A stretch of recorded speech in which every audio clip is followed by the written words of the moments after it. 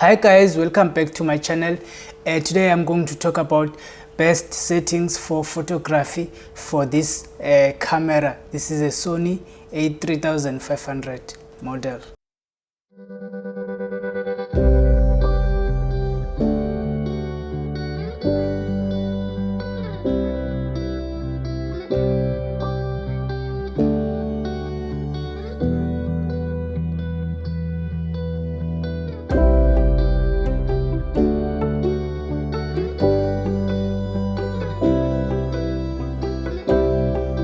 Right, firstly let me start about the mode.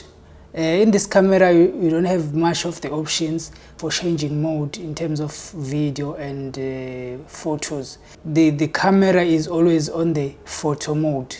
If you press this movie mode, you just start recording the video, and when you stop it, it just saves the video and takes you back to the photo mode. Let's go to file, format, settings and quality. Go to menu and go to image size, and then here we start with the quality.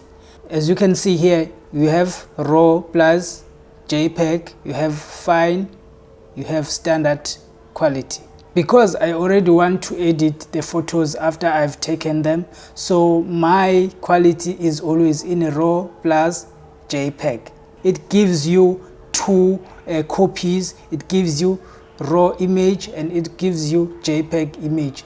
So I always keep it in a raw so that I can edit the photos. Aspect ratio, photos in general, I always shoot it at 3:2, but for video I always choose here 16:9 because of the screen of monitors and stuff. After we've done with your image size, you need to choose the shooting mode as per your liking. If I'm in a studio or out shooting, I always shoot in manual.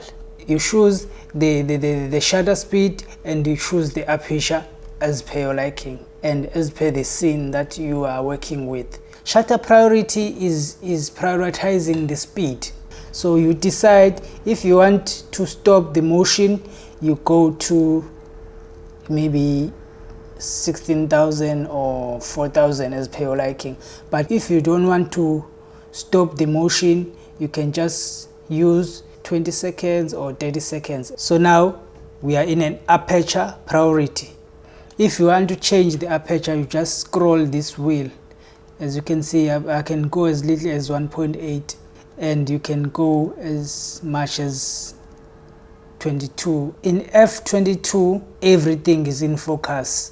It is mostly used outdoors, maybe for landscape, something like that. For portrait, it's best to keep it at 1.8 or 2.8.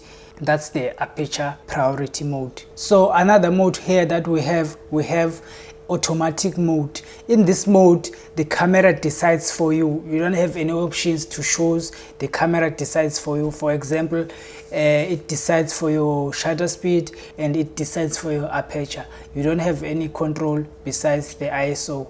That is P for automatic mode. The only option that I have is to change the ISO. So now let's go to focus area settings, because it is important to also know this as well. Most of the time I use autofocus because it depends on the lens, how fast the lens is, and also the camera body, how quickly it adapts to autofocus. So autofocus, it automatically focuses on the subject. Manual focus, if you have manual lens, you can use this mode. Let's come back to focus area.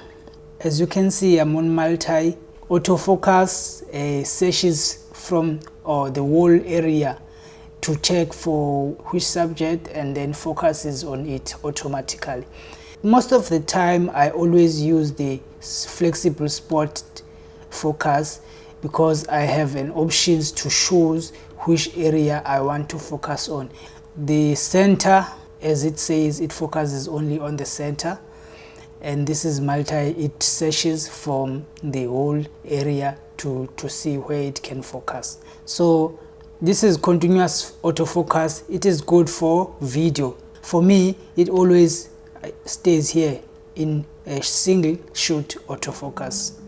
Lastly, we're going to talk about the white balance. It is important to know the white balance and set it according to your liking, because white balance sometimes might be tricky. Even me, I'm not perfect in white balance because I don't have the gray card. I just use the settings that are there in the camera, or adjust it according to my liking. So you just have to go to your menu, go to brightness and color. We're gonna come here. As you can see, mine is in the Kelvin white balance, because in the Kelvin white balance you choose which white balance you like. When you want it to be warm, you go upwards like 62, 63, 64. The picture will be very warm. If you want cool colors, you just go back to 50K, 49, 48, 47 according to your liking. Most of the time, if I'm shooting an event, I always choose auto white balance because my lights always changing. If I'm shooting indoors where I can control lights, I choose the Kelvin white balance. Metering mode is the measure of the brightness. Do you want the camera to measure the brightness in the whole area? You choose multi. But if you want the camera to measure the brightness in a specific spot, you choose the spot metering mode. If you want the camera to measure the brightness only in the center, you just choose center metering mode. That's it, guys. That's the end of this video, guys. In this camera you don't have many options to choose as compared to the newer cameras, so the options here are very limited, so you have to use what is available. Don't forget to subscribe and turn on those notifications so that you don't miss any video that I post. If there's something that you want me to clarify on, please leave a comment below. See you on the next one.